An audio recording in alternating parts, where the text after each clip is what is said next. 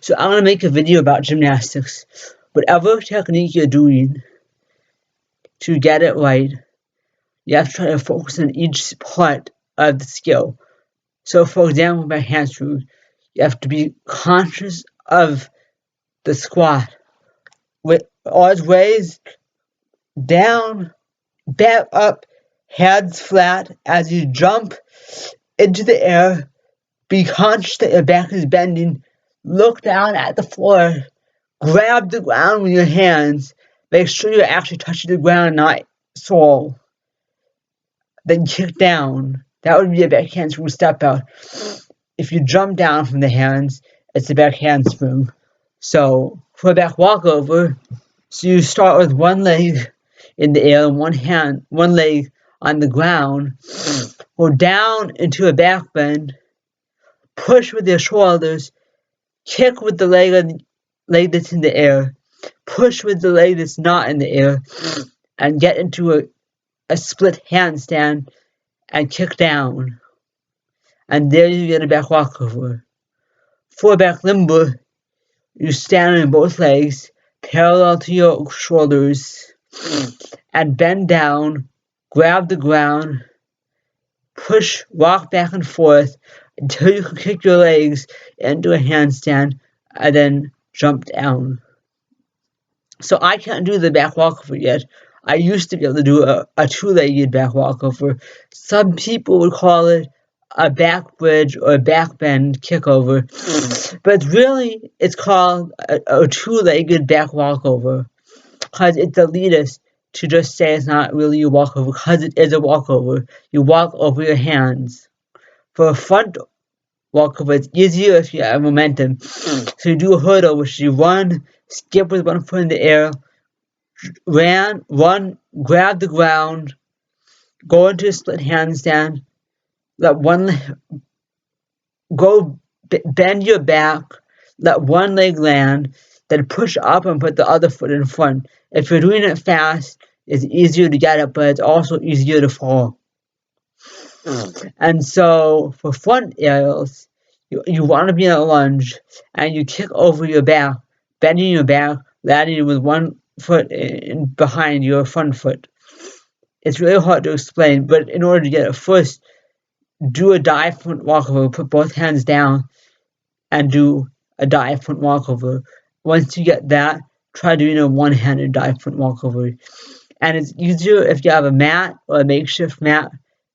So whatever you can find to make something that's soft so you aren't afraid. Like for example, the grass. If the grass isn't enough, go ahead and buy a mat. It might not fit in your car, so have it delivered to your house. Let's see, for cartwheels, this is easy. You hurdle, grab the ground with one hand, move towards the other hand. I don't really know how to explain doing a cartwheel, but it's pretty simple to me. For a back bend, you want to stand shoulder width. At first, you might want to do it your feet a little more apart than shoulder width. And bend the back, look for the ground with your eyes. You bend back and look for the ground and grab the ground. Rock back and forth.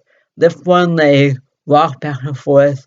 Put that foot down, lift the other foot, rock back and forth.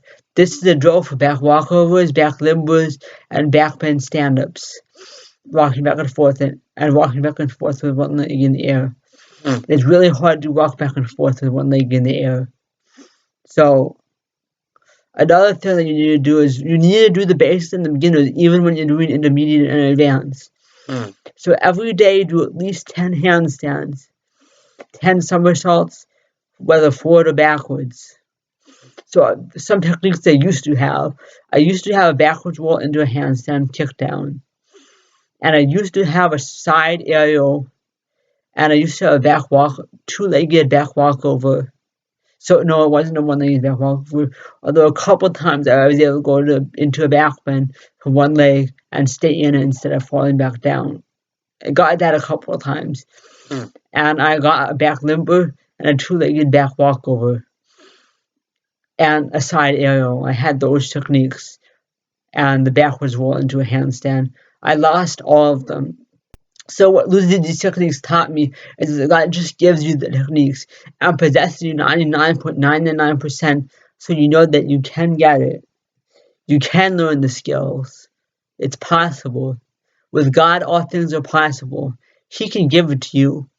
But if you're not human, if you're a fairy, an elf, or an archangel, and you know you are, He wants you to learn it yourself and get it yourself, and practice makes perfect. So since losing back walkovers, I got it a couple of times. I haven't gotten a back limber again. I got a backwards roll into a handstand kickdown once when I was attempting a back handspring in the grass. It turned into a backwards roll. It was a little bit downhill, so I was able to push up into a handstand. And one drill for backwards roll into a handstand is put your hands by your head when you get to your head. Another skill that you're supposed to have before the backwards roll into a backwards roll into handstand is a backwards roll into a plank. You don't have to push your arms all the way up for this. Just push up a little bit and get into a plank, and then stand up. A lot of drills for this is you stand in basically downward dog, one leg in the air, put your head on the ground, push it up, put it down, push it up again. Eventually, when you can do a headstand into a handstand, that's when your backwards roll into a handstand, and your back handsprings and your back limbers and your back walkers will get easier. There are lots and lots of drills for these kinds of things that can help you get it. For example, you can hold the wall. If you can't do a backbend from standing, you can hold the wall and walk yourself all the way down. Grab the ground. Try to make yourself a little more flexible by walking your hands closer to your legs, or walking your legs closer to your hands. Then walk back, grab the wall, and walk yourself back up. Do this as many times as you want. Do this every day. If you do a really, really extreme workout, gymnastics and strength conditioning with weights or without weights, you can skip a day or two. You want to wait for your body to heal, the muscle rips. So here's how you get stronger. You lift weights, you do gymnastics, you do figure skating, whatever you do, whatever sport you do, whatever exercise you do, your muscles basically rip and tear.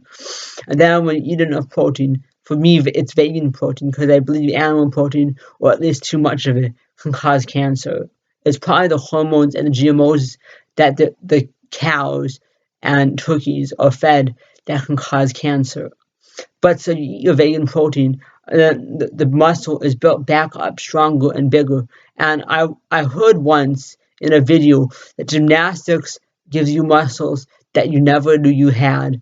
It basically means when you do gymnastics, you get the fairy wings, you get elf strength, and you start becoming something other than human, otherkin, and you start to have more faith. So, oh my God, sometimes I feel like I'm flying, and if I can fly, would that take away the joy of the gymnastics? I wouldn't be able to do the back handsprings. I wouldn't be able to do the front walkovers. It would all be aerials and back layers and flips, and I love those, but it wouldn't feel like a jumping technique when it's supposed to be a jumping technique. And okay, listen to this. You need to be able to fly to do gymnastics, at least a little bit.